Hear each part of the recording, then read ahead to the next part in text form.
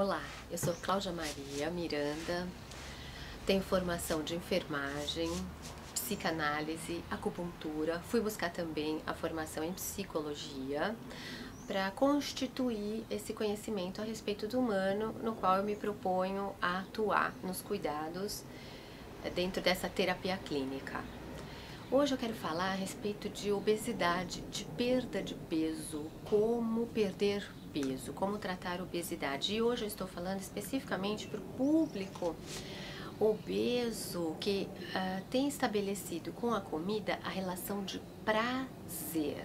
Não estou falando para o obeso que tem uma questão metabólica, não estou falando para o obeso que tem uma questão de hipotireoidismo, que estabeleceu uma obesidade por outra condição. Não, é esse obeso que gosta, que sente prazer em comer.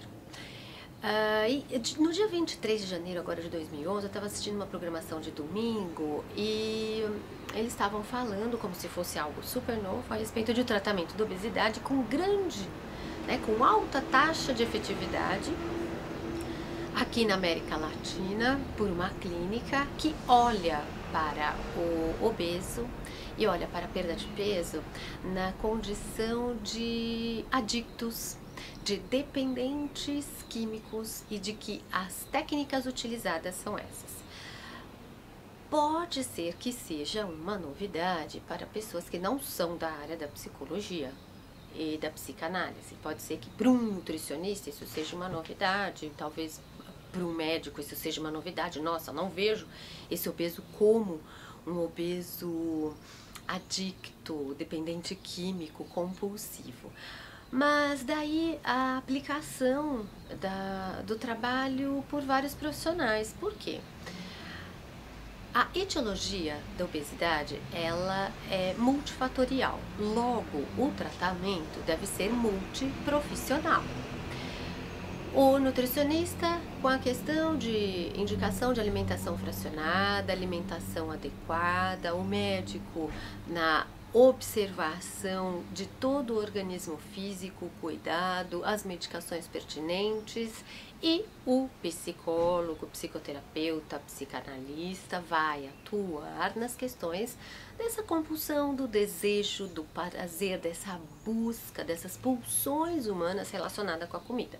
Porque o cérebro ele estabelece um mecanismo próprio, então todo humano, isso é uma condição humana, todos nós humanos, nós temos a tendência da busca da nossa satisfação, do nosso prazer, e quando isso ocorre, então ocorreu com a comida, poderia ocorrer com qualquer outro objeto, a gente chama de objeto, poderia ocorrer com o fumo, pode ocorrer com o trabalho, pode ocorrer com exercício físico, com a maledicência, com a questão de gostar de falar, com vários desses objetos que nós temos acesso no decorrer da nossa vida. E no caso da compulsão pela comida, é uma das mais difíceis para o indivíduo de se desvencilhar dela. Por quê? Quando o indivíduo tinha essa relação de mecanismo estabelecido no cérebro da área de prazer, onde ele tem uma consequência muito favorecedora de satisfação depois do uso de uma determinada substância, no caso, cigarro. Quando ele estabeleceu esse mecanismo com o cigarro e ele para de fumar, ele para 100%. Ele para totalmente de fumar. O alcoolista, no caso, que já são coisas difíceis e nós sabemos disso, de nós pararmos do uso dessas substâncias, o dependente químico do álcool ele também para, o alcoolista sempre em recuperação, ele não volta a fumar esporadicamente. Seria muito difícil para um fumante sair com uma receita: olhe, você fuma então 4 cigarros por dia, 2 de manhã, 1 após o almoço. Isso não acontece. Ou no álcool: olha, então vamos fazer assim, às quintas-feiras, depois das 21 horas, você toma ali 2 latinhas de cerveja. Isso não ocorre. E de uma certa forma é um método muito bem aplicado que é utilizado inclusive dentro de grupos, né? Assim como Alcoólicos Anônimos, é utilizado essa condição, não vá ao primeiro gole. Só que na questão da comida a coisa fica super crítica. Por quê? Porque nós precisamos comer. A gente não pode abrir mão do 100% da alimentação, então a gente vai continuar tendo contato com aquele objeto de prazer, mas numa condição totalmente diferenciada. Para isso, é necessário que o indivíduo faça um acompanhamento, tenha uma supervisão contínua por um determinado período para que possa ser aplicada determinadas técnicas de controle de estímulos externos, por exemplo, uma das técnicas utilizadas para todos os adictos, outras técnicas eficazes que nós temos disponíveis para utilizar. Isso a gente vai utilizar, por exemplo, numa linha, né, numa abordagem da visão da psicologia.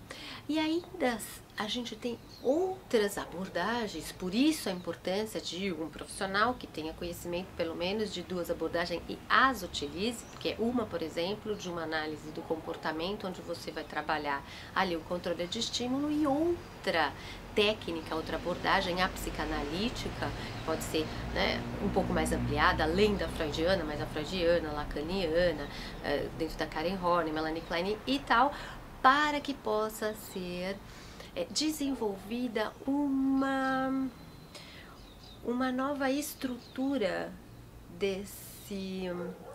dentro dessa subjetividade, onde fora estabelecida com a comida, para que possa ser desligada da comida e ser ligada a um outro objeto ou a vários novos objetos. Nós às vezes não percebemos, mas não é tão simples assim a gente descobrir situações onde nós sentimos realmente prazer e satisfação. É muito comum as pessoas indicarem, né?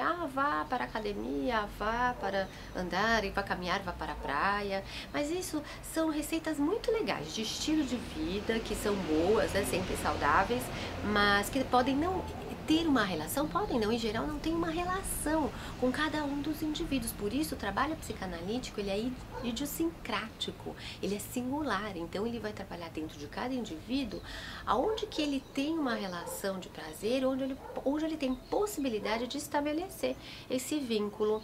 Daí então será muito mais fácil, que será um grandioso agente facilitador desse controle com a alimentação compulsiva, assim como o fumo, assim como o álcool, assim como o trabalho, assim, com o exercício físico. E inclusive eu atuo com essas técnicas de psicoterapia e com aporte também da acupuntura, com pontos específicos que vão trabalhar a ansiedade, a sensação, né, da estímulo da serotonina no cérebro, com a sensação de prazer, onde a pessoa ela se fortalece para atingir os objetivos dela. Com isso, certamente, além de perder peso, ela vai ganhar satisfação e muito mais prazer no decorrer da vida. Eu agradeço a vocês que assistiram ao meu vídeo e foi para mim uma satisfação trocar esse conhecimento com vocês.